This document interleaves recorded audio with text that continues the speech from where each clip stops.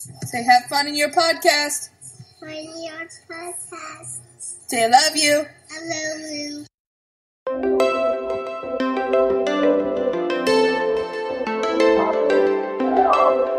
Yeah.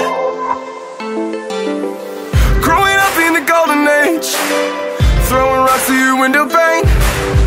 Kiss me once and I'll float away, but that ain't me anymore. Well, I don't mind if I sell my soul to get a song on the radio. Credit cards on a student loan, that's a millennial. Do you remember how it feels to be young? And do you remember we could be anyone? Well, I miss the view from the floor of your room. September can't wait too soon. Do you remember how it feels to be young? It feels great, motherfucker, yeah.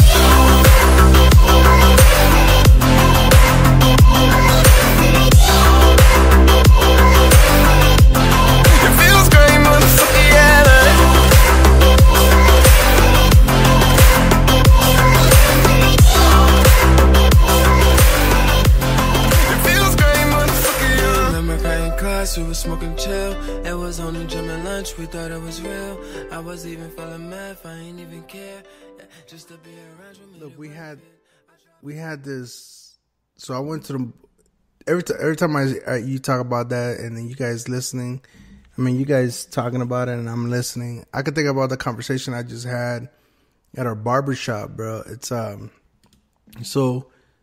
I'm there waiting. You know, the barbershop is our sanctuary. You know what I mean? You could talk about a lot of shit. You know what I'm saying?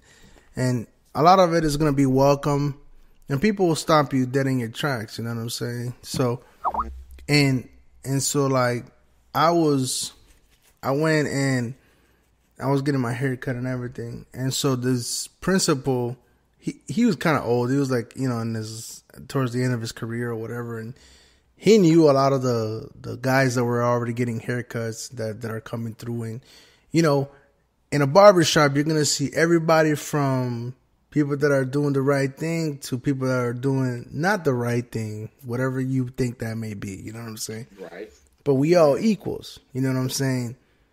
No one's hating. No one's calling anybody out or anybody. But you could tell. You could tell who the dope man is versus who is not. Just, right. But we're not gonna go out and snitch on nobody, right? But here comes this principal. He knows the same thing that everybody in the barbershop knows, right? And our barber, one of the barbers, asks this elder black man, what does the new Topeka mayor, which is Puerto Rican, what can she do to help alleviate the tension between the police department and the community?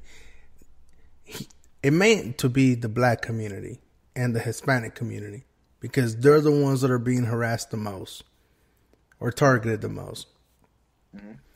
The principal or whatever, he says his response was, the incoming mayor needs to go out and reach out to the church and build a rapport and know their communities and stuff like that. And I was with him. I was with him until he got to the point that once you build those relationships, when you get pulled over, you could have a police officer can just show up to these communities and be like, so-and-so, I know your daddy. I know your mama. Get your ass, get back over here. What you doing? I'm quoting him. And I'm like, whoa, wait a minute. I told him, I pulled my head from my barber was with my clippers in my head, and I pulled my head and I was like, wait a minute, sir. You're victim blaming now. Right. Like, that's a form of victim blame. And he's like, no, it's not. Yes, it is, because you're putting it on the community to do something about the police officers, the law enforcement, Right. to Exactly. do something about them. You're not, in other words, if something went wrong, it was because of the community. You're not putting it on a department. Well, and then he asked me like, well, what do you would suggest? And I was like, well, right off the bat, do what Baltimore did. They had a state attorney, a district attorney that was willing to prosecute these officers when they broke regulations or went against rules and regulations. Mm-hmm. And a mayor that was supporting that. You do something wrong, you do the time. Right. You know what I'm saying? And he was like, well, no, you know, think about it. If you're in customer service, if you get to know your customer, the better you'll be able to service them. I'm like, yeah, but you're victim blaming. You're dealing it with as a business again, sir. If you don't know me and I'm an implant, I'm a transplant from another location. She said You don't know me. Well, I'm an implant. Like I'm implanted into this community, not by my means, but because of this is financially, this is what I could afford. I wasn't born here, so this is where I'm at now. You didn't grow up knowing me, so when you say, "Hey boy," I'm like, "Yeah, what the fuck? What do you mean, hey boy?" And with you saying that you need to reach out to the churches, get back to the community, and reach out to the churches, I'm like, first of all, sir, I know you're religious, and I know black folks tend to, and even Hispanics too, we tend to be really close to the church. You know what I'm saying? We're endowed, but not everybody is like that. You know what I'm saying? Right. And for you to say to put it on a church or put it on the community to police the police, you're blaming, you're victim blaming. Victim blaming. Who's and when he left, I stayed quiet because my barber, he grabbed me on my neck and sat me down, and he's like, I'm like, all right. I was like, not today, because he knew I was about to go in. He knew, and Pastor Lewis, he looked at me. He was like, he just gave me that nod, like the nigga nod, like. I was like, all right, bro. But when he left, he told me, he's like, look, okay, what were you gonna say? Because I don't, because what was it? Like, there was not. In other words, I didn't see it happening, but they both saw it and they said you were not gonna. It's a losing battle. You weren't gonna win with that person. You caught everybody else's attention when you said what you said. But because this man was still defending his position and the position that he held, air quotes, right, doesn't allow him to have that perspective anymore. And I was like, but he's a black man. Like, how can you not see that? You just told everybody that the dope man broke bread in your house when they were when they were in high school not because of what he did in high school, because he was a friend of your daughter and your son. Right. That's the only reason that he was able to break bread at your house. Yeah. I'm like, what? What the fuck? And I'm like, listen, and I told Pastor Lewis, I was like, look, listen, I respect your sanctuary, your barbershop and everything, but I'm not gonna allow that to come into here and fucking mind fuck these kids. And I know you don't like cussing, but I don't like that shit. I was like, Mr. Lewis, he's victim blaming. If you don't see that, if you don't see it, like, there's no way that other kids are gonna see that. Like, he's basically saying police are doing something wrong because the community is doing something wrong. I'm like, what? Right. And I'm like, listen, if you want to provide good customer service, yeah, get to know your customers. But at the same time, your customer's not always right. Or if your customer is right, What happens when the company is wrong? What are you going to do about it? Correct it, right? Then when the fucking cop shoots a black man or a Hispanic and in the wrong, what the fuck do? Not correct it, right? So who the fuck you going to blame? The church?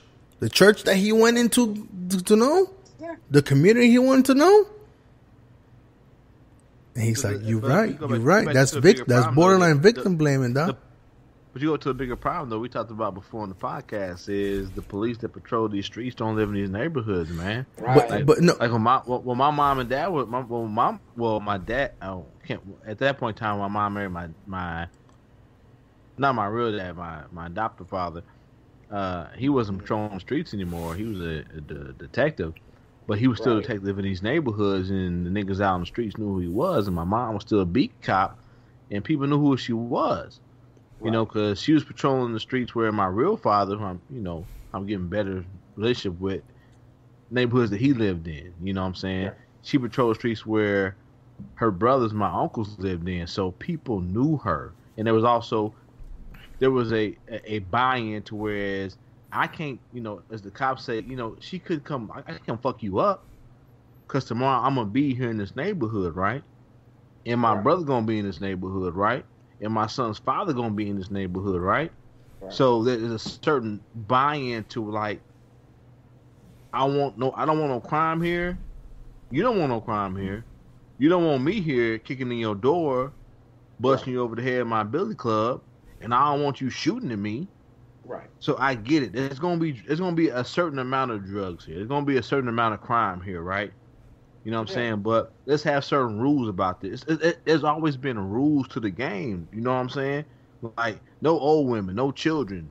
On certain days, we don't do this. Certain days, we don't do that. You know what I'm saying? Yeah. There's always been rules to the fucking game. But when you don't live in that community, there are no fucking rules. When you just some white dude who lives in fucking, let's just say, Bonner Springs. Oh, I was gonna say. But now all of a sudden you live in Bonner Springs, but you come in patrol in Kansas City, Missouri, because now there's a certain radius you gotta live in. So you happen to live in that radius, but you don't live in that community. You give no fucks about that community, dog. No, and look, and there's a point to that, and I'll say that. But what happens when you are a person that looks like that? Being a person of that community and not living in that community too, because there are white boys who live in the community. Don't get me twisted. Yeah, but see, like, okay, who live in that community. So like for like Kansas City, I could see that happening because when I was in Miami, that's what we had. We had even in Miami, the city of Miami police department. There's a lot of Hispanics. There's more whites too, but there's a lot of Hispanics patrolling the streets, the beats. They may not necessarily live in the community, but they look like me. But that's they what I'm know. saying, though. You have to. I don't give a fuck what you look like. Yeah. Do you live in that community? Do you have? But that was my point to say. My mom lived there and she had ties there because it's like if you come here, if you a cop and you come here fucking everything up. But your family live here, nigga, we gonna touch you. Right. But see, again, you're going back to the community. So if that cop does his or her job and then the community takes care of it, then you blame the reason why the cops came and did some shit is because of the community was doing something bad. Well, no. So again, you're still victim blaming, dog. What I'm saying is there is a fucking. There's an understanding.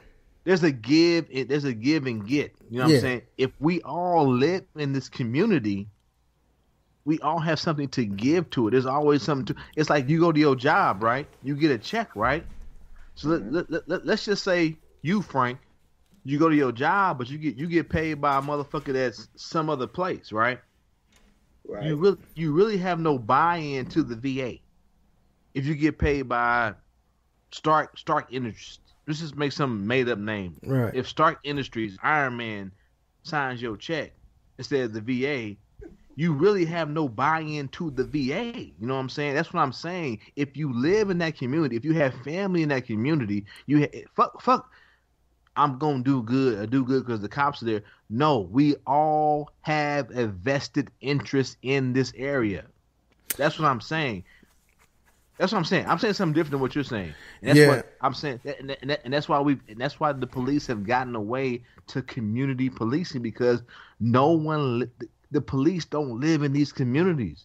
There's no vested interest. Right, but again, though, goes back to what I was telling Anthony is, right. So when this gentleman his principal was talking about getting back to the community, getting back into these churches and getting to know these people, like so and so. Nigga, like, fuck the churches. No, but I'm saying though, what he's saying is when the cop knows who these people are. So if they go and say, "Hey, Johnny, I know your dad. Get your ass over here, boy." But that's the thing though, is you go back and put it on the community. When law enforcement is there to serve and protect, but now you're picking and choosing. You're gonna police. So, I get that, but if you go to a white neighborhood versus a black neighborhood or a Hispanic neighborhood, yeah, there's gonna be different elements and different understandings. But the police gotta stand for something, dog. But you go back to my point of, if you go to a white community, that's more than likely those police live in that fucking community. You go back to my point. It's more likely that police who police. Well, I don't know. I don't know that. No, I'm telling you, police who police in Lee Summit have more. We can look it up. Are more likely to live in Lee Summit. Yes, I promise you that. I promise you that. Police who police in downtown Kansas City, Missouri, are less likely to live in downtown. You know why? Because no one fucking lives in downtown Kansas, Missouri. That's why. I'm saying that there's a correlation. I get what you're saying. I'm not going to blame them. So how are you going to make somebody live in downtown Kansas City then? I don't know how you do that. There are laws, and there's like rich white people live down there. No, people live there. For the most part. No, but I'm saying, like, how are you going to have... But I'm saying, but the people who live there are not the people who are affected by the police. So, yeah, I get what you're saying. I do get what you're saying. So, I'm saying, but there is... But how do you... I get that. But what I'm saying is, the gentleman in the barbershop was saying, how do you fix that? Can I ask you a question? Are you the same person? Do you agree that it takes a village to raise a child? Sure. So you're saying it takes a village to raise a child, but don't blame the community? No, hold on, bro. See, again. Wait. Yeah, because I think you're misunderstanding what I was saying. I'm not misunderstanding what you're saying. Frank was I don't think Frank was going in that direction when he was saying that it should be the community that polices the police. It shouldn't be the community that polices the police. It should be, the onus should be on the police. Right. Basically, is what he said. Well, no. I hear what you're saying. Yes, the police should hold. No, you're not, because you're questioning it. I'm telling you, it's. I'm not questioning. No, you missed the whole conversation because you stepped away. I'm telling you, like. Step away. It's an easy conversation to follow. Okay. I'm not here. I get what you're saying. No, I'm not saying. So what? That, okay, so yes. What did I say then originally? What you said originally? Mm-hmm. I know what you said originally, but you get to the point that victim blaming the community for the actions of the police. Well, no, what that guy was trying to do. Right. Is that what you was? Was that your point? No, I'm not saying that. Was that your point? The gentleman that was asked, which is a principal, he said the way to combat or to avoid the clashes between the brown and black community against the police officers was to get back into the church to get to know these communities. Right, and you're saying that you said that was blaming the, like I said, that's blaming back to the victim community for the action of the police. That's what I just said. Blaming the community for the action of the police, right? So I'm saying it's a two-part thing, right?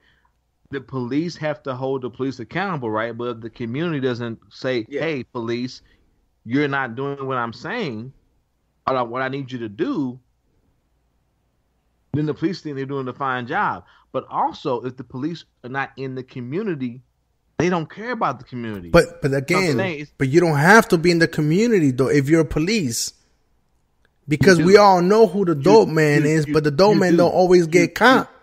You do have to be. I'm trying to tell you, as a son of 2 police officers, you do have to be in the community to care more about the community, because you're gonna do. What I'm saying is, police can care about police work. I get that, but police also care about the people when they live in those communities, and you want the police to care about. You don't want them just to be like, I'm going to hold you accountable to the law. I want to care about the people, and that's what's being lost in police work. Because right now, police are just saying, "Here's the law, fuck you," and we're losing all the context of it all. So I get what Casey Stork is saying, because see what he's saying is that basically if the police knows their area, it's basically if you live in that area, you're gonna know that area, you're gonna know the people in that area. I got what you were saying with and I like how I pointed out that I knew what he was talking about. Right. And what 30 Pieces was saying is that and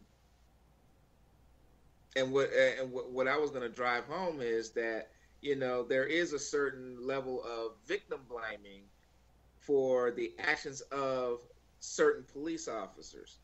Well, right. So what both of you guys are saying, and what I'm getting back to is, police are saying that we're going. The thing is, you hear what police are saying. The language. Listen to the wording. I'm having to go into this community every day and deal with these people. Why are you having to go into this community? Because you don't fucking live there. You don't care about these people. So you see these people as enemy combat. Like, hold on, military. We all three of us are military. You see them as enemy combatants because you're not there. You're getting on this plane. You're going to Iraq to police these people. Wait a minute. None of us live in fucking Iraq. That's true. None of us care about this community, and that's what's happened to the police force. You see a militarization of the police force because none of them live in that community. We are going into this community to deal with these people. Not that I'm going into my community to make it better. I'm going into a place to deal with these people. And you hear the language time and time again. I never heard my mom and dad come home and say, I'm going to Paseo to deal with these niggas. It's like, I'm having to go to a place. I'm having to go to my community to try to make it better. That's what police used to be about. Police used to be about going to my community to make it better. It's a good point that you're making. And look, I agree with what you're saying. No, and I hear what you're saying. But check this out. By you saying that, you're also saying you're victim blaming, you're community blaming, dog. Because now, okay, so if you can't hire anybody from that community, what are you gonna do? No. So now you're introducing a new topic by saying now you're introducing a new argument. So once again, that goes to the police department refusing to hire qualified. Pretty much. No, I know we are, but I'm just saying, like. Well, hold on. If everybody stops, so Anthony, if you hear what he said, he introduced a new argument. How's that a new argument? Why you not hiring candidates from that area? Yeah, that is. And if everybody let me stop, I agree. The police department needs to be hiring people from that area. I agree with that. Right. But that wasn't your initial argument, Pim. But why aren't they? Because they don't care about niggas right now. So then why are you gonna rely on building the relationships in the community via church or whatever the fuck? When you ain't even trying to hire anybody from the community. If you let me finish. It used to be you had to live in that area to be a police officer for that area. Yeah. It used to be you had to be that. But slowly but surely that radius increased. So I agree with you. I agree. If you want to be a cop within this 10, 15-mile radius, you got to live in this 10, 15-mile radius. And I agree with you. And I'm going to tell you right now, I'll answer my own question. because the gentleman that was sitting in the barber chair was said the same thing, and I was like, listen, I'm gonna tell you right now, I know exactly why. Not exactly why, but I'll tell you a good percentage of why. The reason they're not being hired, because I know that if, as a Hispanic, well-educated man, I'm not gonna go to East Topeka, where I live at. I'm gonna be put in a Spanish-speaking area, which is West Topeka. I'm gonna be put on East Side Topeka, where there's a Spanish bilingual community. And that's where they're going to put me at. And they're going to put me on the midnight shift, too. But you would still be on Topeka, though, which is still a small area. But you made me think of a very important thing. Why don't Hispanics and black people want to be cops? It's the same reason. I was like, we don't want to police ourselves, though. No. We don't. No, we want to police ourselves, but police are looked at as what in the community? You're a snitch. There's a snitch or a threat, yeah. All this shit. And it's a cultural implication. And just like how you were saying earlier. But you said, well, hold on. But you said something very powerful. You said something that, what's your own, you talking about, don't blame me, but you said we don't want to police ourselves. We don't want to police ourselves. Because we know, just like how you said, we know all the tricks of the trade. We know who the dough man is. I got so much. If something goes down, whether I say nothing or say nothing, even if I'm wearing that badge and I'm living in that neighborhood, guess who the fuck they're coming after me? That first person, first cop. And then then I may not come after me, but they're gonna come after my friends and family and shit that know me. I would question your wording. We have no problem in policing ourselves. We just look at the police as enemies. It's a totally different thing. Yeah. Totally different thing. Yes. I agree with that. I'm just saying, it's like this. It's like, I guess for me to like put that point across is, I don't like people in authority to put it back onto the community when an organization is there to provide that haven for people. You know what I'm saying? Hey, but we don't blame the church for anti-Semitic shit or for extremist Catholicism beliefs or extremist Islamic beliefs. You know what I'm saying? We don't blame that. Hey, but fuck all that. What you're saying though? No community likes outsiders, but outsiders have been forced upon black and brown communities for years, bro. Don't nobody say nothing when these rich white communities build gates around their properties and say you can't come in because you ain't got enough money. No community likes outsiders. Right. No. Okay. I agree with that wholeheartedly. But taking that right there, and from what this black principal was saying, to go into the churches and to go into the community. But I get that. I understand that. And like I was telling Anthony, I was with you until you got to the point of like, hey, if I'm a police officer and I know that gentleman, I can diffuse that situation. That's what I'm saying. That's what I was saying. It's like, listen, and all the other shit like that. That's what I was gonna say. Yeah, but that's where I was. You're not gonna be able to defeat that, right? But that's what I was going at. Is like what you're saying is we have outsiders, and yes, we have to. The organization themselves has to open themselves to recruiting from within, and you know, they have to do a better effort than that.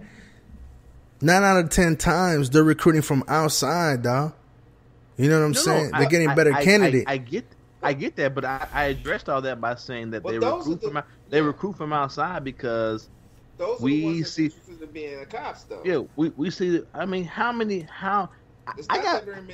I got black friends who are cops. Yeah. I remember growing up, dog. Like I'll be at the basketball court down the city hooping it up, like because my adopted father's grandmother lived like in the hood, nigga. And we go to her house, and when I got old enough to go down to the park, I go down there and shoot the fair one with niggas, dog. We be down there, it be like me, I'm like 13. I'm playing ball with like 15, 18, 20-year-old niggas, you know, get my game on. my pops pull up in his Crown Victoria. Back in the day, only cops had Crown Vics, nigga. You know what I'm saying? Everybody ain't got Crown Vics. Yeah. Niggas like, hold on, nigga. Your dad the police? Guess who didn't get picked for no more basketball games when that happened that day? Oh, it's you. Yeah, you was the outsider. Yeah, even though at 13 and 14, nigga, I'm at the motherfucking park yoking on niggas, dog. It was like, hold on, your dad the police. So I get it, I got it. So here's what I was gonna say, Frank, about the whole thing is that was that old, and I hate to use this term, but I'm gonna use it anyway. Slave mentality. No. We always look to the it's that slave mentality. That principal had that slavery mentality. Oh, okay. I see what you're saying. We always look to the church or within. And it's never the other person's fault. The person, I should say. What did you do to? What could you have done to prevent what happened to you? Yes, exactly. That's victim blaming. That's the definition of victim blaming that Frank was trying to come across. So right, well, we say slave mentality, but for a long time that was also a survivor mentality in the black community. Yeah. Like what? No, say yeah, but what could you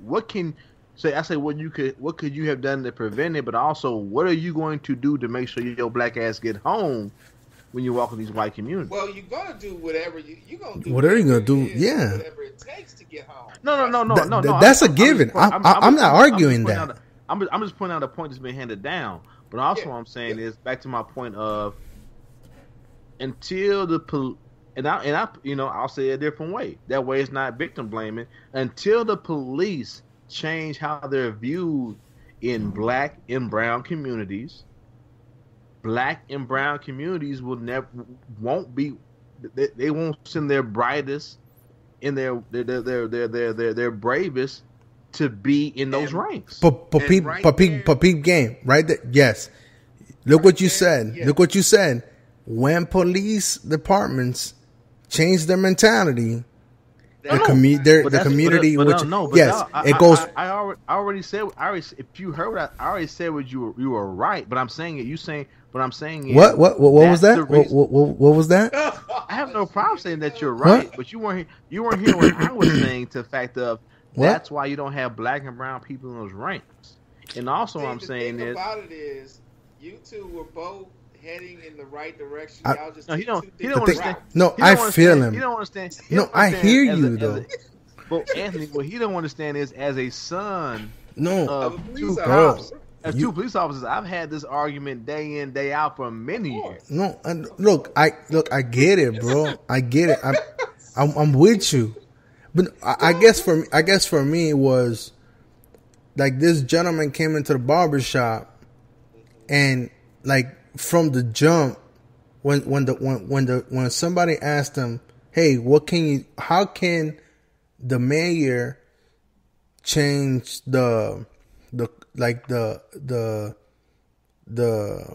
what's happening with the black and the brown community with the law enforcement?" I would also say he took the path of least resistance. I told him straight up. I was like, that's the political answer. But thing is though, when like we saying it as men who agree.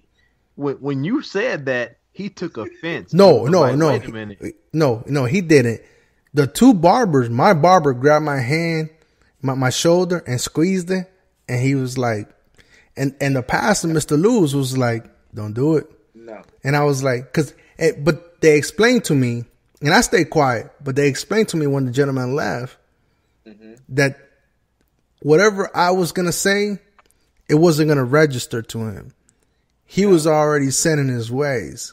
You know what I'm saying? And and coming from the other barber, he's a pastor, so he's a member of the church, and he's like, I already know that I already know that that's not gonna happen. You know what I'm saying? And the churches, like we say once again, the church is so like built on we shall overcome, passive resistance, all this shit. Is hope. No, the word is passive resistance.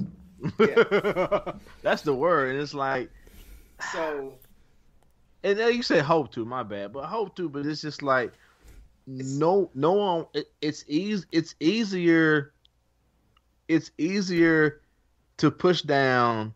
It's just easy to push down. it's easier to swallow it versus combat it or try to fight against it. Well, you can combat it, but if you want to win votes, it's easier to push down than to say that the person that's in push away. It's not say the oppressive force is what's wrong. Well, Exactly. And that's the bottom line. what that too, but as well, the way I saw it was as a mayor, somebody that's in charge of the local police department. How am I gonna be like? He was from his point of view, and I look.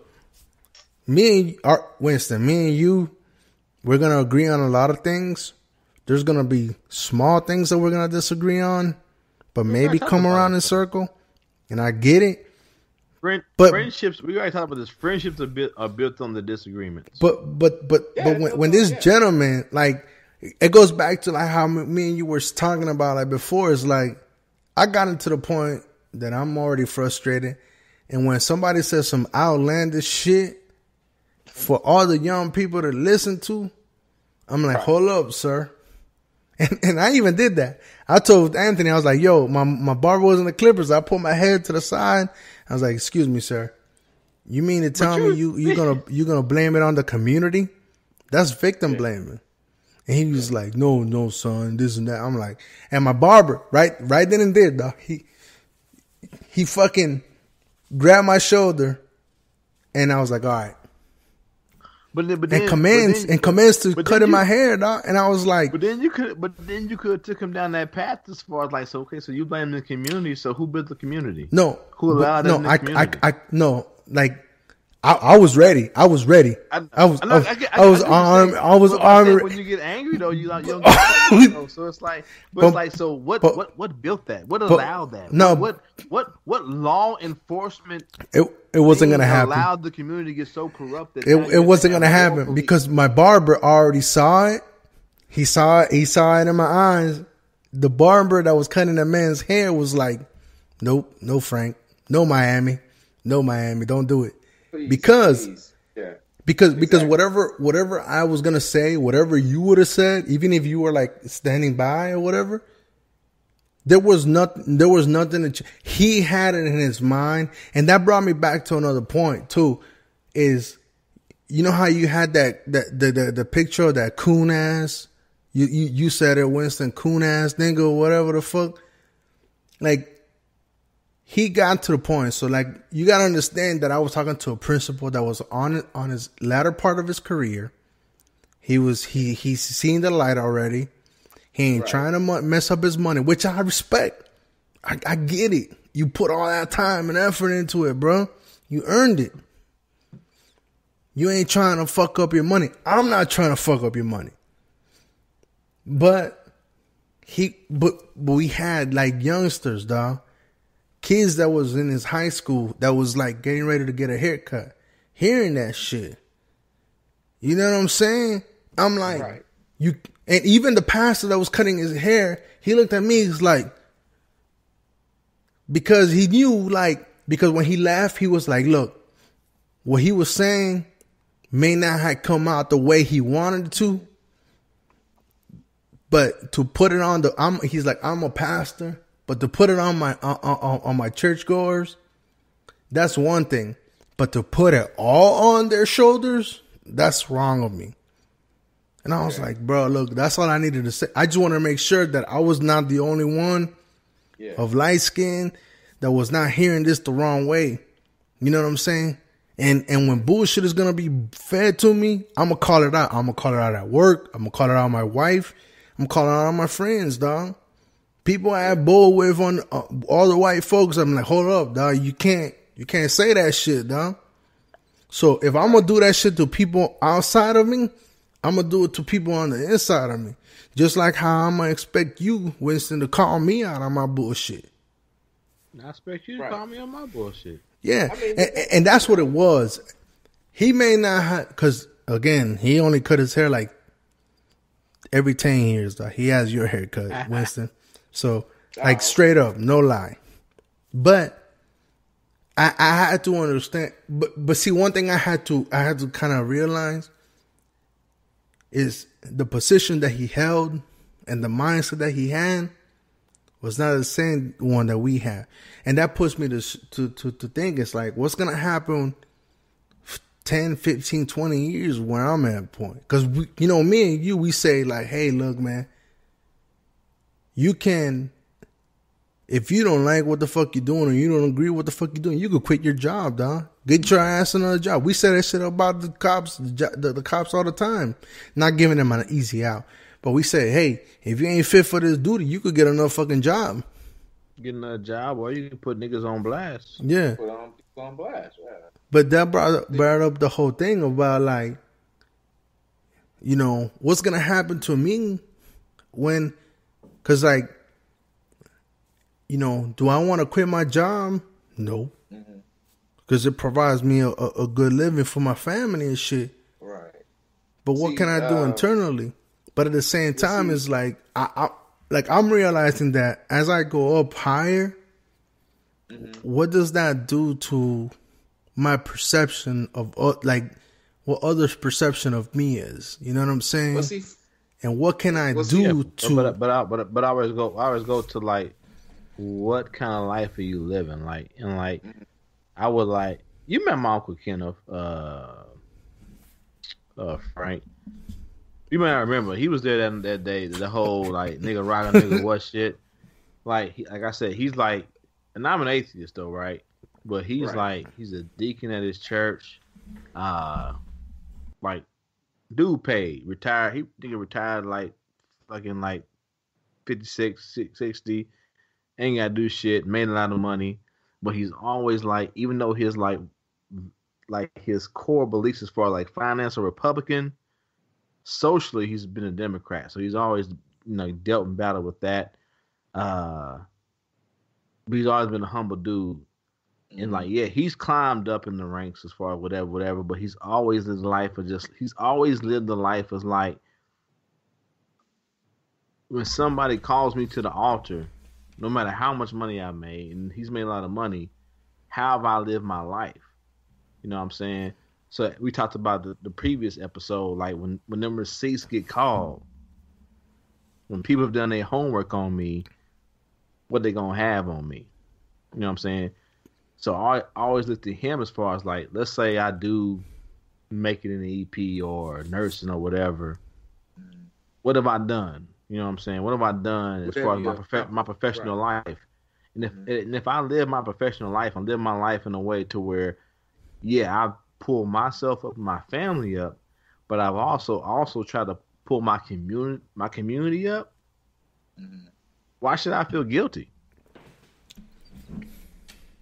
And that's how he's lived his life. So I would say to you, as long as you, and I know you to be a good dude, as long as you pulled your family up, pulled your wife up, held her up, you know, pulled your son up, showed him how to be a good boy.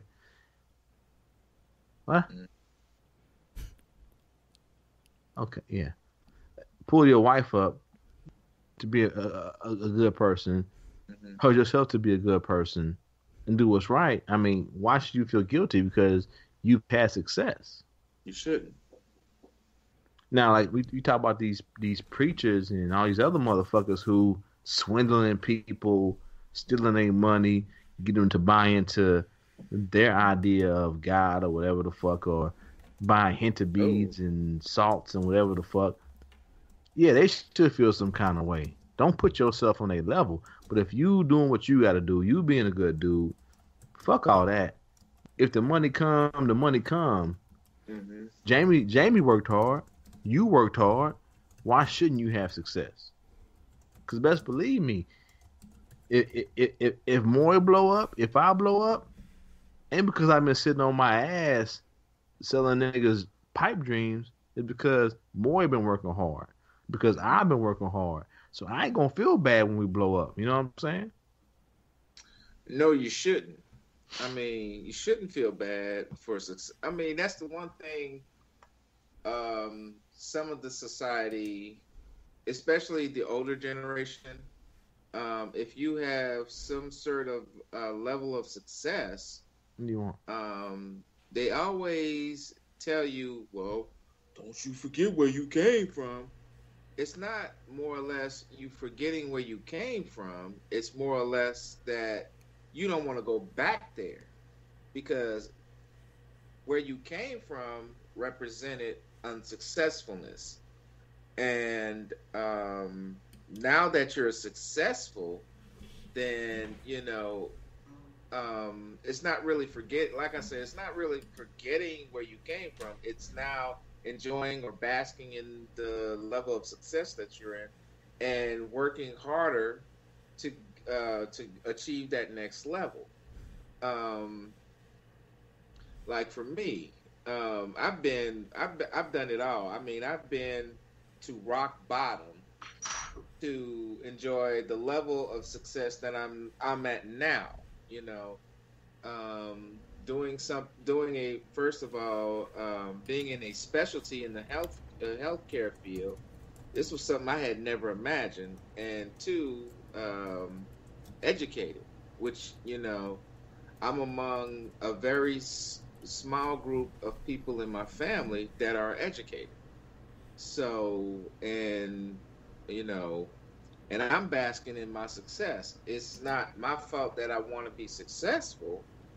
It's just that, you know, I'm enjoying what little success that I had, you know, and there's nothing wrong with that, or I don't feel that there's nothing wrong with being successful or, you know, or enjoying your own success. I don't think there's anything wrong with it. Yeah. Yeah, and look, everyone agreed. Yeah, I mean, that's one of the things that I was looking at, man. Because, I mean, I'm 34 years old, but everybody that I mess with and shit, they still see me as a youngster. You know what I'm saying? And they see you guys as a youngster too. Anybody that's you in that GSA life, nigga. That everybody there 90 years old, nigga. Yeah. but you in that GSA life, nigga. Yeah, but yeah, I know about that GSA life. I live with one. Yeah, but like it's one of those things. It's like, you know, when I was talking to this gentleman and when I was retorting, you know, arguing against what that gentleman was saying is. Mm-hmm. I was seeing like, because I mean, I didn't do it right away. I don't want to make it sound like the gentleman said whatever he said, and then I was like, boom, immediately, fucking. You wanted to snap? Yeah, no, it was just like, well, hold on, though. Like, hold on. I was thinking about it, taking it in. And I was like, whoa, hold on now. Like, you know, wait a minute. Like, what are you talking about? This and that. And it was one of those things. We talk about this shit all the time. Winston is like, you know, it's easy for us to say, you know, we talk about it, actors. It's like, it's easier for actors. You're just an actor, bro. You can fucking go get another movie, act somewhere else, or get another job and shit. You know, you don't have to fucking say anything about this. You either take this dick or this pussy, or you're not going to be an actor no more. You know what I'm saying? It's like you come to the crossroads. It's like, who you gonna be at? And I've never said. I'm talking about as an actor, bro. Actress or actor. I've never said it in that context. I know we're laughing about that shit, but in that context, it's like I guess like for me, I'm getting to that crossroad. I was like in my career of. The KC Struggles never said just take the pussy or the dick and be an actor, dog. This nigga Frank is taking my words way out of context. Okay, so, but I'm approaching that point in my career where I'm either going to stick to my guns and not get anywhere, or play the quote unquote air quotes, play the game to the best of my ability so that I can progress myself and then hopefully get to a point where I could be of influence. Hey Frank, could I say something on this one? I mean, you have a mic, but no, I was going to interject. I wanted to interrupt. No, you may not say anything on this. Next topic. Well, I'm going to say it anyway. So, if you're gonna ignore me, why just even ask me? What's up, Sam? Never found music, man. God damn it. Go ahead, though. I mean, you don't need my permission. You can speak, man. Damn, now I forgot what I was gonna say. Shit. But anyway, no. Career path. Me going into my. What I would do is play the game. Is basically, and that's what I'm doing now. I'm always playing the game. I'm not sitting passive or idly by, watching other motherfuckers, passing me by. I'm always playing the game, trying to get what I want. Yeah, but I think you're talking about like games like as far as like morally and ethical consequences. So that's a little different. What I mean. Yeah. Yeah, but in our lab though, we ain't never had no like moral or ethical like dilemmas. As far as the 2 years I've been there, I haven't had any. I have. It depends on your exposure too. It's not like it's no kind of sorta. It's like either it's morally or ethically right. No, hold on. See, there's that dilemma. No, there is a way. No, that's what I'm saying. There's a dilemma. To me, there's no question. Yeah, but see, right is right, wrong is wrong. You know that's me. What I'm saying. There's no question to what's morally or ethically right. No. But what the game that everybody else is playing, they don't see that shit. Yes. So we're saying two different things here now. So what I'm saying is, in the lab we've been in, as far as me and Anthony, I've seen like annoyances. But to me, an annoyance is not one that's morally or ethically questionable. It's an annoyance. Okay, and you know what? I know I get that, but there's an underlying game going on in that lab. No, it's an underlying game going on, but I don't think it's one of moral ethics. Okay, I think it's one of just like a power play, which is totally different. Okay, I'll give you a better one. Okay, I'll give you a better one. So we ain't got had no names, but and we can talk about it. But it's like I think that no for sure. I mean, I think in every workplace there's a power play that's afoot. Mm-hmm. But I think like there are some places where morally or ethically you got to question like, am I going to come to work the next day?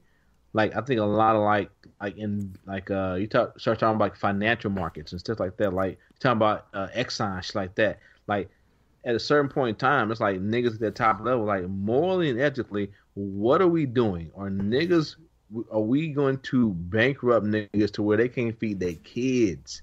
They're not going to eat or do anything tomorrow. Like, look, Frank got his hand up. Well, I'm saying, but I think like Frank works more in the financial sector than we do, and I think like medically.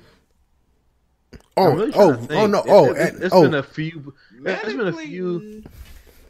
No, I think there might have been a few like places where I'm like, ugh. Well, okay. I don't know if it's more ethical or maybe it's just a thing of it's an annoyance. Like, okay, I'm gonna be here at 10 o'clock at night dealing with this shit. Did you wake up today and play and want? Did you wake up today, Winston, and say, "Yo, I'm gonna play devil advocate on anything we say"? Who, me? Yeah. No. Did you wake up and say, "Be like, oh, devil advocates today"?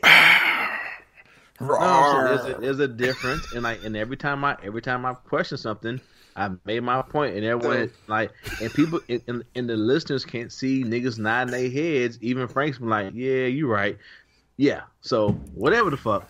I'm listening to Gucci Mane same break intro. Yeah. Hey, but so I'm glad my stories are enticing all this debate. Can I move to my next story? No, but what the fuck? You just gonna cut? Anthony, like, right at the fucking knee. We've been talking about this for like 30 minutes. No, but he's just talking about like a moral.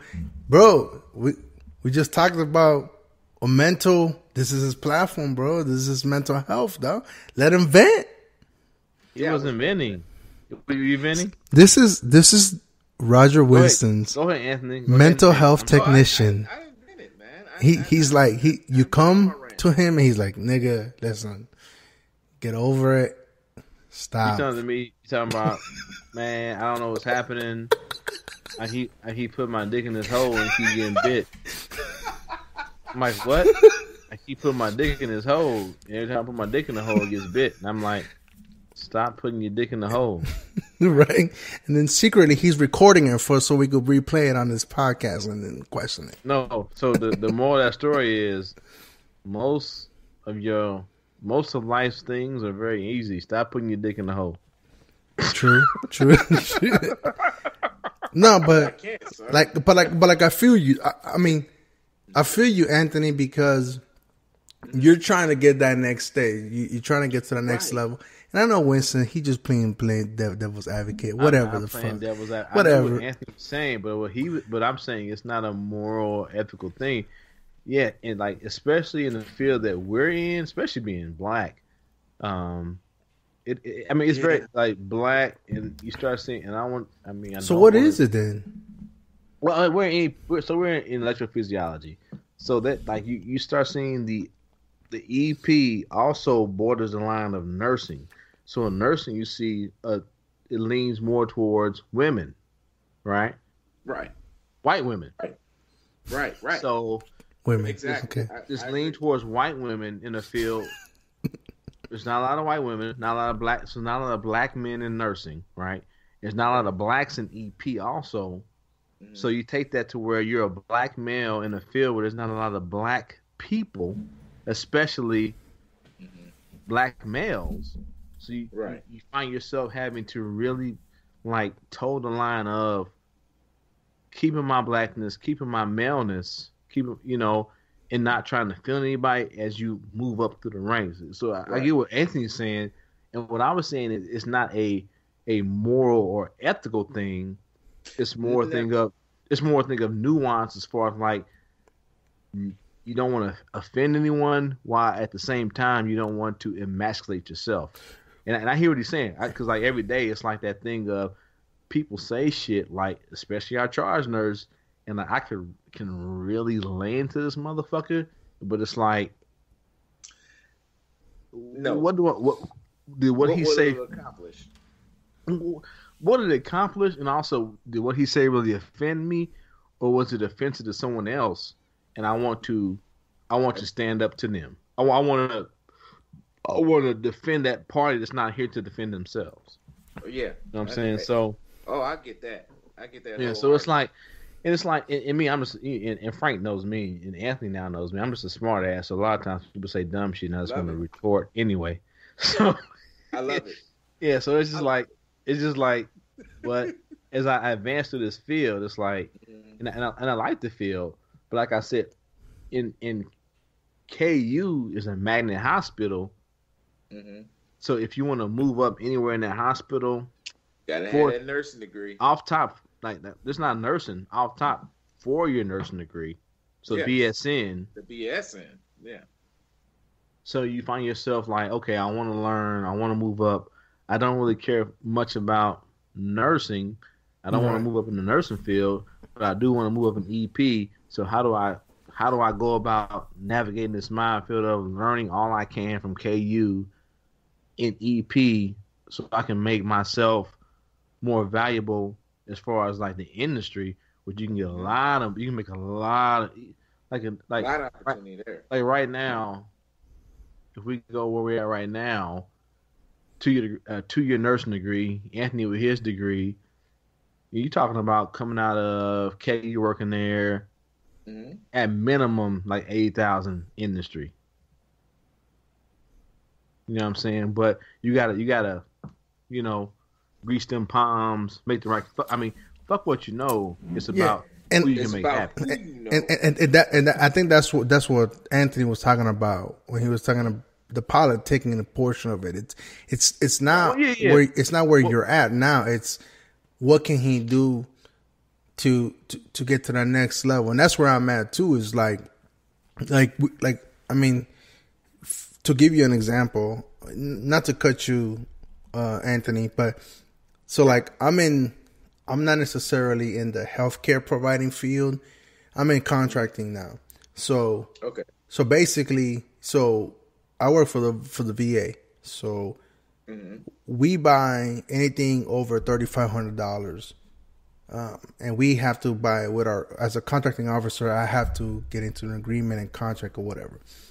But there's things that I know as an accountant that I bring from my background and classes that I've taken, even in the government. I know how our funding or our appropriations are like play a part into how. In other words, I can't just buy water. If you're thirsty, I can't just buy water because it's right there. I have to go and buy it from a certain place. In other words, the proximity of it doesn't equate. So me going into a proximity breaks a rule in which I get reprimanded for. And so it's contract. Right. Yeah. And so for me, when I'm using my credit card and I'm being told, and this is the dilemma, it's my accounting background and this is the other thing is people don't know what the fuck I've taken before or what I've been exposed to before. And I tell them like, yo, appropriations law says otherwise, and this is our Constitution, basically the law of the land. Right. Nothing else supersedes that. But now you're telling me that this prosthetic procurement manual supersedes that? Who's gonna back me when I present that in a document? Because if you're not gonna put your neck on the line, why the fuck are you asking me to put my neck on the line for something that you're not gonna put your neck on the line for? Right. So in my last meeting, you know how meetings go. The presenter presents, the ones he asks, who has any questions, comments, or concerns? No one says anything. But Frank, just like that one nigga, that one tick mark. You know what I'm talking about, Winston. That one tick mark in the suicide class. It's like, wait a minute, hold up, dog. We just gonna ignore this one fucking tick mark that's gonna suicidal? That's me. I'm like, we're just gonna ignore this overall land law of the land type of shit, and we're just gonna be like, we're just gonna purchase this shit, and you're not gonna back me. How do I feel comfortable putting my signature on your shit? Right. And our presenter was like, Frank, you right, but we're gonna proceed. I was like, okay, noted. And that's what I said. Nigga. I said, noted. Nigga, I'm 240 pounds of. So now, like, Jake, you know Jaco, you already know now, and everybody came through. So now, like, if you got a beard, right? You got a beard that's over an eighth of an inch long. Not only do you got to wear a fucking face mask, you also got to wear a beard cover, right? So my question has always been to the nursing staff, because the nursing staff is always like, well, nursing, blah, blah, blah. I'm like, so why are my eyebrows different? Because that's more than an eighth of an inch. So, Frank, why are my eyebrows different than my beard, Frank? Because you black. No. I don't know. I don't fucking know. It doesn't matter. It's a rhetorical question, though. Now, I get what you're saying. So I'm saying, like, if all our 5 listeners out there, my eyebrows, why don't I have to wear eyelash covers? Why don't I have to wear eyebrow covers? Why I ain't gotta wear ear? Because the niggas got ear hair. Why I ain't gotta wear ear covers? Why the only have to wear ear hairs? Covers? Oh my god, dog! And no one could come up with the correct answer. Oh my god, that's so disgusting. And for the longest, I was like, so what is the appropriate length? Well, if you have a beard, I'm like, 5 o'clock shadow. That's a beard. You know One what day you growth, you know what 2 day you should growth, do I'm next like, time? Fucking what? wear tape on your eyebrows, dog. Hey, dog. And going with the match, Hey, nigga. Hey, I'm gonna send you a What? picture of what I did. What? That, like, a Dog. picture of what I did, nigga. I had my head cover, and I had my whole face covered with like beard covers, nigga. Cause I don't want no hair on the field, dog. It's like some like Luz got mad. See? You being that smart ass, Roger. And See? I'm like, See? and her mom died, so I won't give her too much grief. See? But at that point in time, her mom ain't died, so fuck her. So anyway, See, you that nigga. See, that's I'm that nigga that's like, it doesn't make sense. If it don't make sense to me, dog, I'm like, We question. what are we right. doing? Right. What are we doing? right. But what I'm finding out is, and there's a lot of me that has to hold back, because even when I asked that question, I was like, why did you do that? Because I know my division chief is like, Frank, why the fuck are you asking that? Just let it be. Yeah, And like then- Frank, like, hold on, Frank. And like, So I'm like, we got this 11 and 12 that's coming up next year. Shut the fuck up. Like Frank, hold on, Frank. So we do this hand hygiene audit, right? In the hand, even in the paper, in the policy, in the fucking policy that they posted for the hand hygiene audit says that it must be witnessed, right? So what happens is, if you go into the room, we have what we call Avogard, right? Avogard is what we use to you do your first scrub of the day. After that, you can use Avogard to cleanse your hands, right? For scrubbing. Yeah, But it's in the room, right? So what they want you to do is the nurse wants to see you put the alcohol thing, the little alcohol gel in on your hands. So what the technicians were saying was, well, I go into the room and do Avogard, and they go, well, we don't see it, and I'm like, well, it don't count. Well, what do you mean it doesn't count? Because your fucking policy says if you do not witness it, it doesn't. None of this counts. None of your numbers count. Your own policy is against you. And I'm just like, and once again, I'm like, and they got mad at me because they put the policy on the board, and I highlighted the portion that made it all wrong, and they took it down. And I was just like, once again, I'm like, you know me, Frank. I don't want to be that nigga, but it's like I hate things that just like it don't make sense. Look, It don't make sense. no, Because when we're in war and it don't make sense, niggas die. dog, you just like me. I could imagine you. It's like you do all of this shit right here. You go like this, and you're like, hold up, wait a minute, time out, sir. Yeah. Like, you mean, and then you go into your reasonable, you construct right. this reason in your mind. It's like, it doesn't make any sense. I get it. And Let's move on. And to finish off, and I did that to myself, and that's one thing that I'm gonna try to work on going forward into trying to be a more professional is, look, I don't always have to say something about it, because 9 out of 10 times my peer know what the fuck what needs to happen. A lot of times I always feel like I need to express because there's a concern of my peers don't say anything. But I have to learn when to pick and choose my battles, because ultimately I have to look out for myself. Yeah. Hold on. Yeah. Hold on. I know you say you want to end on a high note, Frank. But I got one more thing. No, we're not gonna we're gonna end this portion and then continue on to something else. Okay. Hold on. And I won't end the whole show on a high note because it's a new year. No, this is one show. We'll go into like another 30 minutes of the final show. Okay, but I got another news story. But before we get into that news story, I got music. Shit. Hold on.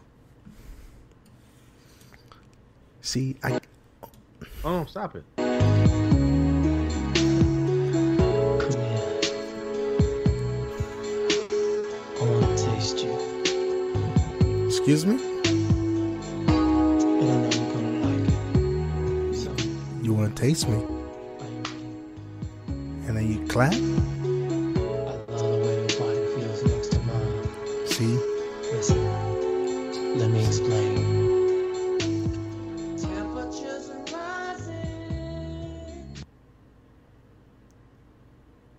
asked a 9-year-old for new photos.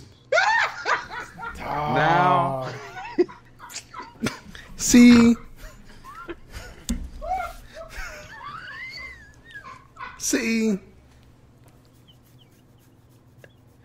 and for those that aren't listening or just listening, I'm scratching my head for like 30 seconds. The side of my right upper ear, dog. And Anthony just like fell off his chair. I'm sorry. I'm tapping out, man. He asked the 9-year-old for new photos. Now he will spend the rest of his life in prison.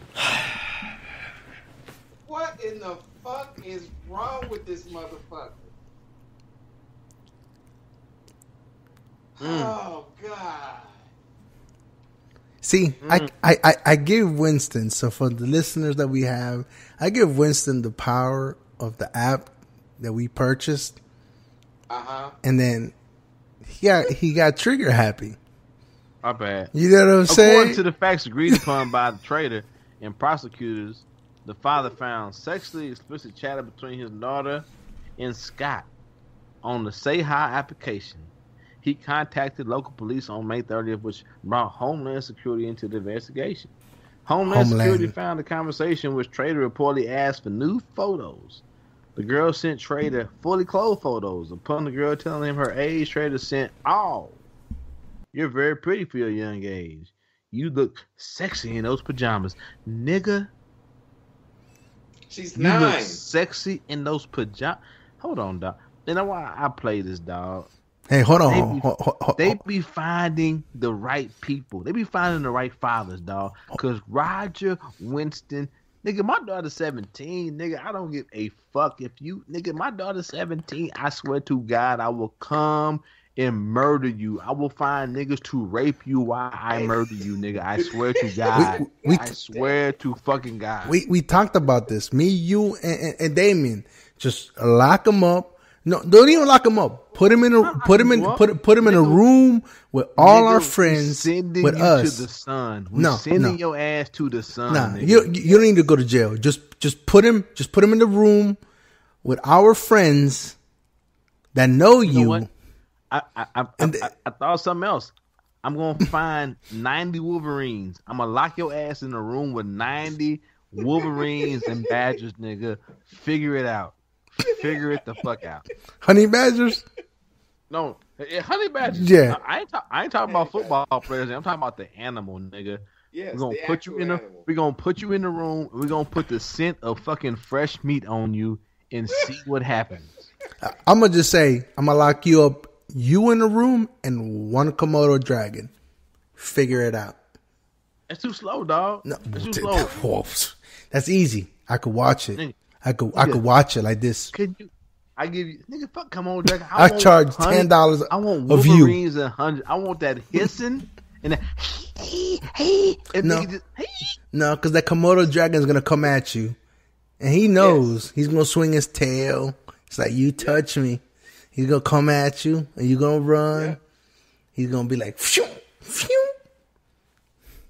Nah. What I'm saying, it don't matter. It don't matter. The worst that could ever happen to somebody, let it happen. Fuck it.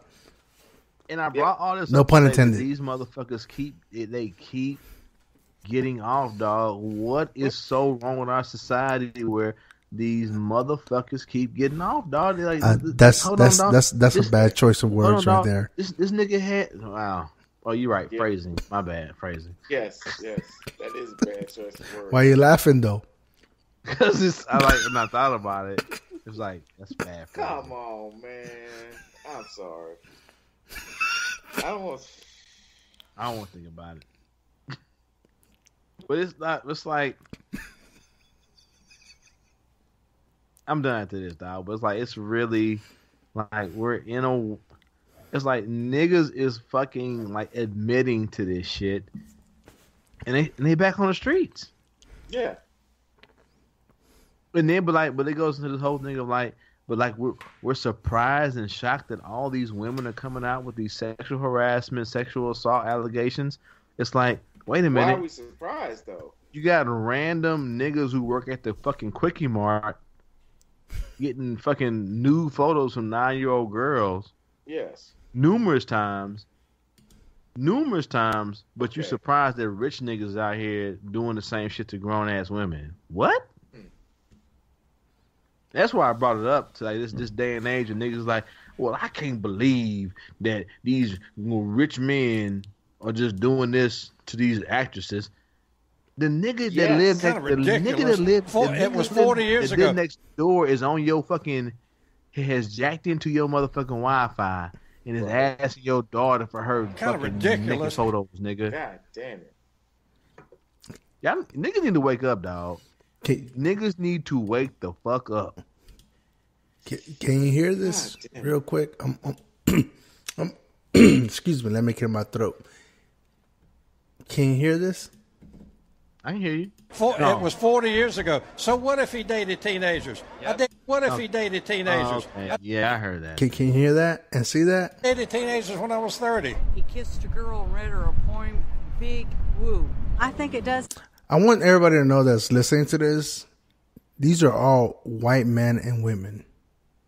Older than me and Winston and Anthony. Probably put together. Happen. You have a lot of older men that like younger women. 40 years ago in Alabama, there's a lot of mamas and daddies that'd be thrilled that their 14-year-old was getting hit on by a district attorney. People are more excited to vote for an alleged predator right now. They're not less excited. Absolutely. I believe that if the good Lord's forgiven him as a Christian, I have to forgive him also. I like him because he's a born-again Christian.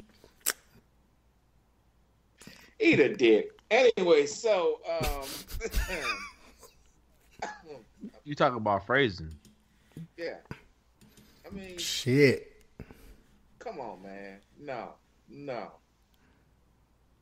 That's but that's that. That goes into something like when Joe Jefferson was on the show, what he said about the whole thing. Just because legally it was acceptable doesn't make it morally acceptable. You know what I'm saying? So yeah, we had laws in some state just as recently. I mean, you talk about what 5, 6 years ago, you come to the state of Kansas and marry a 14-year-old. Is legally right? Does that make it morally right? No. And so yeah, people just in they thinking, man, they sick. This, it's just. And people go, why? And Maury like, why do you hate people so much? This is why I hate people so much. This is why she's like, why you don't want to talk to people? Because you talk to people and they start talking and they can't help themselves and they will just fucking let you know some fucking morally, deep moral and flaw that they have. And you just want to kick the world into the sun, nigga.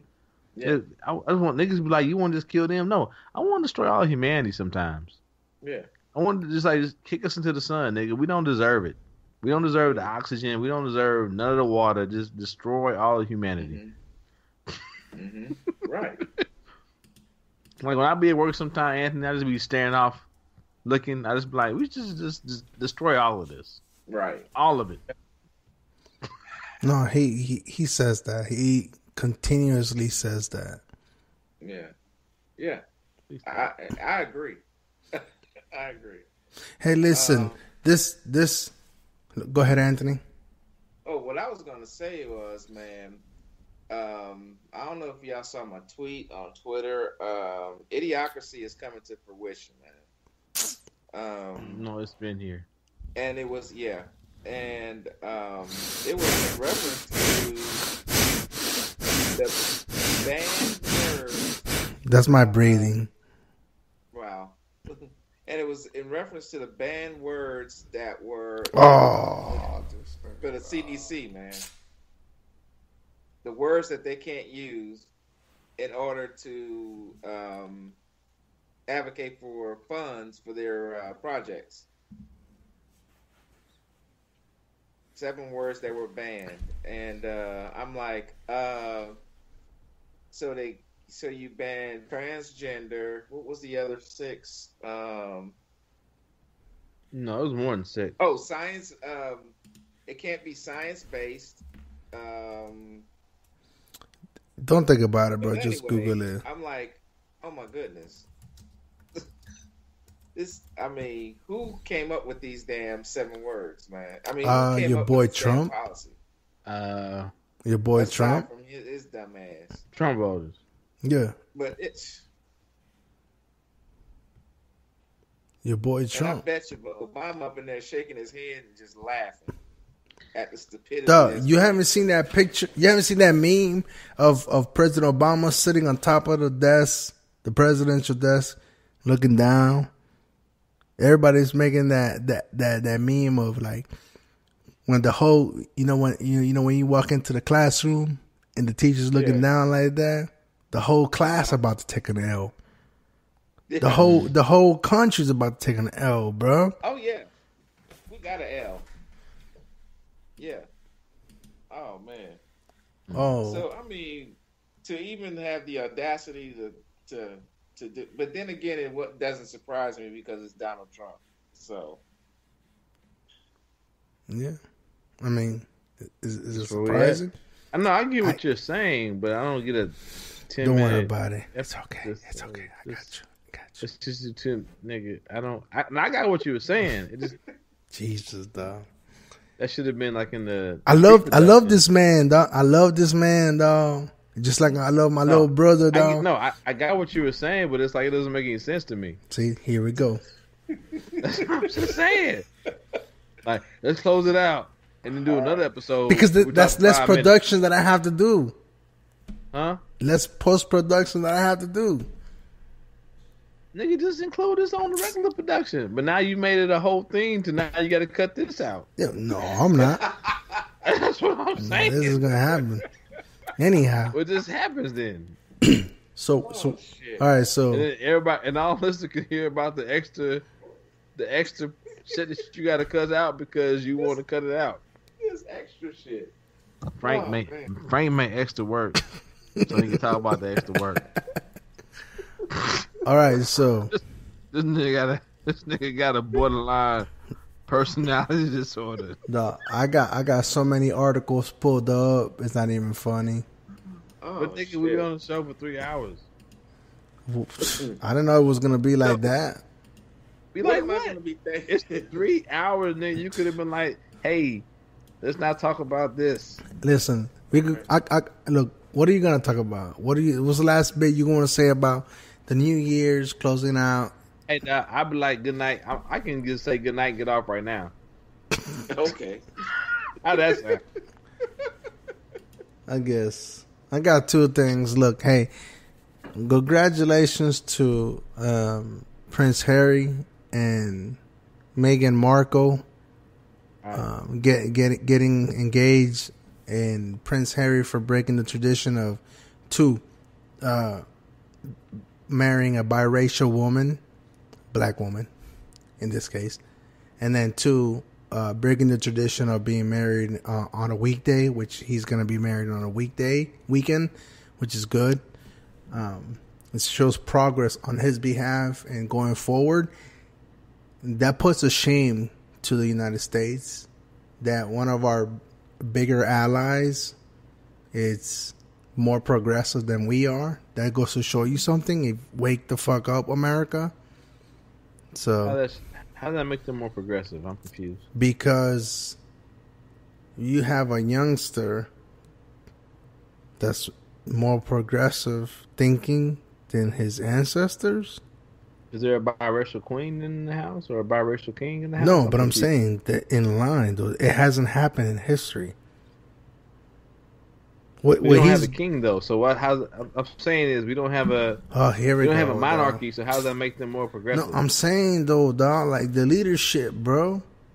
We went on a progressive. We just fucking went 20 steps. We went 20, 35 years back. So you just yada yada Barack Obama, what you just did? No, we went back 35 years after Obama though. So we were the first. But representing fucking Trump by fucking electing Trump. So we were the first to. You just yada yada Barack Obama by saying. No, I'm saying the first in the monarchy. The first in the monarchy. Have a monarchy though. No, not us. Them in their monarchy. But you just said they were better than us. They're more just progressive now did it. now than we are. They're continuing that. How? We're We not. just We had- haven't continued it. How? We fucking elected had Trump. Obama. We just regressed. We didn't continue that progression that Obama started. What Frank is saying The is progression that would we never. stepped backwards. How we progress backwards? Once they get a black Okay, king, okay. Once they get a biracial king or queen, then we can talk. Okay. All right. Until that happens, this episode on is. top of that, she's not. I mean, if you get into the whole lineage, No, of it that's all, a muted point. That's a muted point until that happens. Muted. Yeah, I'm just saying. So it's not equal. I First just of all, said you're equating. I just fucking said muted celery. until it happens. So when it happens, we'll unmute it and bring it back up. Yeah. But until then, don't yada yada Barack Obama's presidency. No, You did. Did you not, Anyway. Anthony? And then the second thing, I want to talk about Coco, Pixar's. Who? Coco. Okay, now why would you wait to the fucking 3 hour mark to talk about fucking? No, I cartoon? just got a couple of things that not something that needs to be expressed or whatever the fuck. But if you got anything else going on, go ahead and speak it. Getting off. That's what I got going on. No, what I'm saying. You getting off? What I'm saying I about will be in 3 hours. Well, what I'm saying about Coco is I hope that people go and watch it, or whenever it comes out on DVD or streaming services, they buy it or whatever the fuck, because it's getting a lot of hate because it's not a Anglo-Saxon holiday. So in comparisons to other animated movies that Pixar has dropped, it's ranking really low though. So and, comparison to Cars 3, Toy Stories, you name it though. It's and it's a great movie though. It's a good movie. I haven't seen it, but it's getting a lot of good reviews and a 97% on fucking Rotten Tomatoes with over 200 fucking reviews. So I will say that you should equate to like Cars 2 or 1, because Cars 3 was like the worst ranking of the Cars. Right, but they still made way more money in the first 4 weeks. The Cars 1 and 2? Mm-hmm. No, not one. I'm about to say, hold on. Cars 2 and 3. Coco has made less money than Cars 2 and 3. It's ranked, I think, top 6. But Cars 2 and 3 are the worst ranking of the... Right. Yes. So, sorry. And it came out on the same time frame, Thanksgiving holiday, Thanksgiving weekend, but yet... But Cars 2 and 3 had a franchise. Right, but they were worse. They were bad. They had horrible reviews when they had... They had a franchise, though. Look, listen. I'm saying that I want you to just be better. I want you to be better with your so equation. Frozen came out in Thanksgiving weekend, and it made fucking gazillion dollars.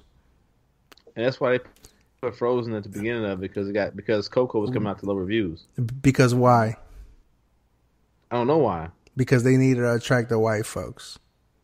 Well, that's always why you attract the white folks. And that goes back to my point to why you said when you said that Black Panther is going to be the best thing ever. And what did I say? Oh no, we coming out. Look, we coming out. Hey, Anthony, it's coming back 360. So when you said Black Panther is going to be better than the Avengers, and I said no, it won't because of white folks, you said we'll see. It will. It will. I'm gonna be proven wrong. It'll be a better story told, but as far as doing at the box office, that's what I'm saying. Box office, the most blackest comic book movie ever, gonna do better than Avengers? No. Just like now, I was making the point when you said yourself, white folks. I just want to come back to that. But proceed, young man, proceed. Come on. Well, and here's the thing though, like domestically, you're right though, because domestically Black Panther may not do as well because of the white money or whatever. Coco just, it made a lot of money, you know what I'm saying, domestically, but it made more money internationally. So as a nigga that love Harlem Nights and knows that how good Harlem Nights is, in hindsight, a lot of people have come around to Harlem Nights. Oh yeah, you're right. But I want you to go back and look in like the early '90s. late 80s when that movie came out, and to 1988. see what the critics said about Harlem Nights, bro. That's how I know the blackest comedy ever at that time, my nigga, which is beloved by all black people. And later, white folks came around, but at that point in time, Harlem Nights got shitted on. But if you look at it now, you would never think it's now one of the most quoted movies made. It's one of the most quoted movies made now, but back then it wasn't shit. Critics, they shitted on that movie, and that's why I said I'm scared about Black Panther, because it may be good cinematically, it may be good, actors may be good, script may be good, but because it's so black, let's see. It's gonna do horrible at the box office. I don't think it's gonna do horrible. It might not do horrible, but no. I won't meet Frank there and say I don't think it's gonna do horrible. But Frank was saying it's gonna do Avengers numbers. I'm saying it's not gonna do Avengers numbers. No. I still think, bro.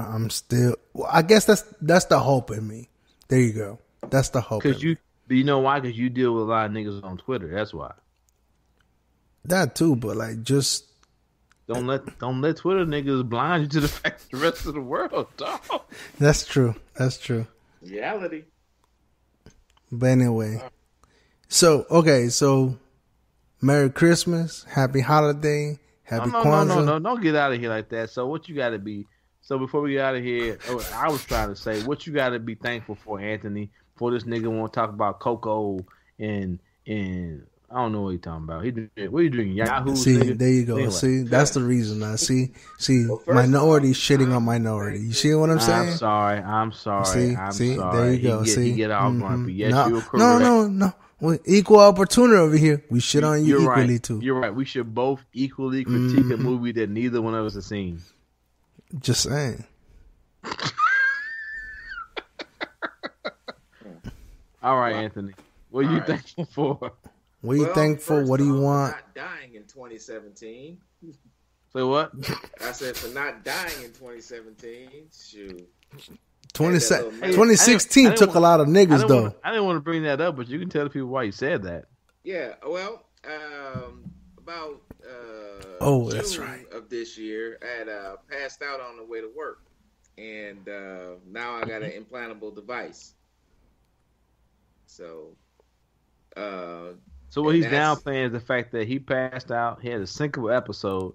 Syncable means that his heart stopped beating or conducting enough to keep his black ass upright. And so what happened is he now has a defibrillator implanted inside his chest. So he has a device with a lead that goes into his right ventricle inside his chest. To keep his black ass alive. So, even though he makes fun of it, and sometimes I give him shit about it, and nigga know I love him, but it's real spit, real talk, man. Like, he's living testimony to the fact that if you feel that anything is wrong, and you feel any kind of way as far as your body, get your ass to the hospital, get checked out. Yes. Cause like this nigga was like going a couple of days, like, man, my heart racing, I go up the stairs, I don't feel right. I feel out of breath. And like niggas like really downplayed it, including myself, because it's like, all right, because the nigga look healthy. He ain't fat. He ain't overweight. He ain't like some sloppy ass nigga. But it don't matter, man. He got into that lab. Nigga's ventricle is too big, too strong, which means that ain't enough space to get the fluid out. Right. You know what I'm saying? Basically. Right. And I hope he don't mind me saying all this shit, but he's my nigga. He's my brother as far as like EP go, and I love this man. And I'm happy he got in there. And he didn't do what a lot of black men do. I don't need that shit. Nigga said, you know what? I passed out. I'm fucked up. I need that shit. So to everyone out there, like I said, our 4 or 5 listeners, each one teach one. If you got people out there, if you walking up 3 or 4 flights of stairs and you out of breath, like, as you continue to walking, something wrong. You walking up 3 or 4 flights of stairs and it feel like you about to pass out, something wrong. You walking up a hill, You about to pass out? Something wrong. Get your ass checked out. Yeah. Now, I didn't want to bring it up. I wanted to bring it up. But, hip and all that shit, and that's my man, 50 grand. I don't want to bring up his life. But now he opened that gate. If you're not feeling you right, get your ass checked out. Yeah. I don't want nobody out walking up the fucking night. And when I heard my man passed out, had to get caught, nigga didn't know what happened. Nigga, I was trying to get to the ER, and because my black ass didn't know his birthday, I couldn't get to the back room to see my man. Right. But once we figured out where he was, where he's at, cause niggas got access to that thing. Right. That's illegal. Yeah, it is. Well, for real though, man, I am happy that you're here with us, dog. I'm happy you did what you had to do. Happy that you put your pride aside. Happy that we came and saw you in that room, that you knew what you had to do, get that device implanted. I'm just glad you're here, pimp. And like I said before, anybody out there, dog, it don't matter how you look, how much weight you lift. I talked about my man Devon Black on here before. Nigga was in great shape. Nigga had I think he had WPW, playing basketball at a court somewhere, went to get a drink of water, passed out, and died on the basketball court. Yeah. In my hindsight now, what I know now about EP, that's what I think would happen. Had WPW. If you don't feel right, get your ass checked out. Yeah, that's it. It's important. Basically. My bad. That's my. I mean, as far as Anthony goes, that's my spiel. Okay. I'm good now. I mean, thank you for making your debut back on the Nicaraguan podcast, though. Shout out. We got the exclusive. Hey, man. Well, thanks for having me again. It was fun. It's fun. No, we laugh, we joke, we cry, we get sad. But it's always good, man. We always come back right here, bro. It's a good platform, man.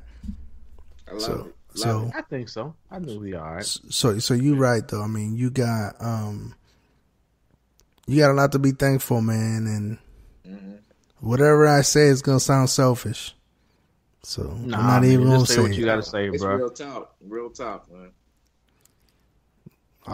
To be honest, man, like I'm just glad that we here as people, individuals. Oh yeah. I mean, I didn't know how serious it was because of HIPAA, of course. But I'm glad you're here. I'm shocked. Thank you. And I'm glad that this podcast is back. 10 episodes in 3 months. That's a lot in comparison to what we've done. I know we had like 6 months layoff. Hopefully what we're going to try to do is we're going to try to put 2 to 3 out every month. And that's our goal. And just continue to grow, man. Just like how this platform is for me and Winston. And this platform is for everybody that we touch, everybody that comes on board. They want to say something. My brothers, me and my brother, we're talking about bringing up another, making a spinoff of calling it "Bring It to the Table." That's anybody that wants to talk about something or just put it on the table, not for us to judge or anything like that, just for them to unload or whatever. Just it's still developing. So, my boy from Lincoln, he says he likes the podcast. He wants to get on. It's just a matter of like timing and stuff. And I don't know, man. It's just look. I got a lot to be thankful. I'm always thankful about it. And whatever happens next year, I just hope that we could do the same thing again. Whether it be us 2, us 3, us 4, us 5. Just keep it going, man. Good? Yeah. I don't want to cry, so I'm just going to stop. You don't want to cry. Stop. You being a bitch. No, I got to pee, dog. I got to motherfucking pee. I've been holding that shit for 3.5 hours now, dog. I mean, off top, man. I mean, I love all you niggas, man. But y'all know niggas moody, unstable, crazy sometimes. Depressed, don't want to deal with the world. Y'all already know I don't like human beings, man. So most off top, man. The woman that keeps me motherfucking sane, I'm gonna give, all love to Maury, our babies, and then my children who she loves like her own. You know, Maz, Zakia, motherfucking Xavier. I said thank y'all because without y'all, man, I'd probably be off in the motherfucking grave somewhere because I wouldn't give a fuck about this world. I mean, to my man Frank, man, love you, dog. Anthony, you here? Everybody that been on here, man, love y'all. My brothers, my sisters, my mama. She dealing with her own shit, man. I'm just, just as we go into 2018, I just want everybody around me to be better than what they were today. That's it. That's all I ask for, man. Right. Where you at? If you making fucking $1 today, hopefully you're making $2 in 2018. That's all I want, man. Everybody to get better, man, including myself, man. Got to hold myself accountable. I mean, nigga was on some real nigga shit in 2017. Maury had to check me on some couple of things. Nothing too drastic, but she had to check a nigga. So I'm real glad that she didn't leave me on some old like, fuck you, I ain't fucking with you, but you need to get right, nigga. So always, like I said, once again, respect to her because without her, who know? Right. I'm gonna check you. You said one thing, dog. No other kid of yours is gonna be not raised under your roof, and I'm holding you to that standard, dog. Oh yeah, dog. Oh yeah, no, she chatted me, dog. all day, every day, dog. And look. Yeah, she chatted me on some. We ain't got to be here. And I was like, well, I want everybody to be here. You know, so nigga gotta get right. I'll check you, and the same thing. You know, me and the wife, we go through some shit sometimes. And I revert back to that saying, though. You be surprised, though. Oh yeah, I know. I feel what you're saying, though. I want all my kids under my roof, dog. But like, you come home and you kiss them lips, and you see them babies laughing, nigga.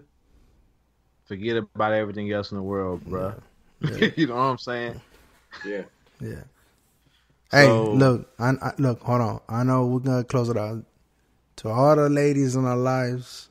Frank, yes, Winston, Anthony's, everybody else has been on this podcast, everybody else are listening, your significant other. Happy holidays, Merry Christmas, Happy Kwanzaa, Hanukkah, Festivus, everything. Hanukkah then pass. Happy New Year, Hanukkah. Feliz Navidad, Feliz Año Nuevo, Prospero Año Nuevo, everything, dog. Just, we'll see you guys on the other side of the new year. Or listen to you guys on the other side of New Year's. Just be there, and we'll be there. Expect that. All right. Let me hear that, man.